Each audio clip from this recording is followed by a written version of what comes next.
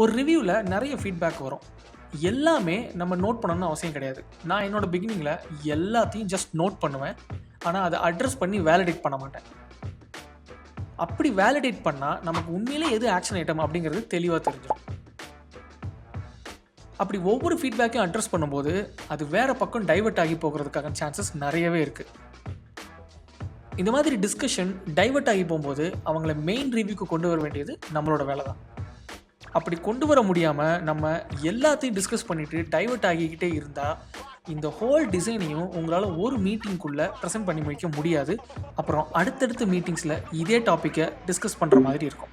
ஆனால் இந்த மாதிரி நிறைய ஃபீட்பேக் அல்லது டைவர்ஷன் வரும் அப்படிங்கிறதுக்காக பயந்து நான் ரொம்பவே ரஷ் பண்ணவும் செஞ்சுருக்கேன் மீட்டிங்ஸை. அந்த மாதிரி யாரும் பண்ணாதீங்க. அது நம்ம எஸ்கேப் ஆகிறோம் அப்படிங்கிற மாதிரியான ஒரு ப்ரொஜெக்ஷனை கொடுக்கும். டிஸ்கஷன் முடிகிற டைமில் யாருக்காகவும் வெயிட் பண்ணாமல் நானே சம்மரைஸ் பண்ணிவிடுவேன். அப்படி சம்மரைஸ் மட்டும் பண்ணாமல் எது எது ப்ரையாரிட்டி அப்படிங்கிறதையும் கேட்டு தெரிஞ்சுக்குவேன். இதுக்கு ஒரு இமெயில் ஃபாலோ அப்னு டைம் வேஸ்ட் பண்ணுறதுக்கு பதிலாக அந்த மீட்டிங்லேயே இதை முடிச்சுறது பெட்டர்.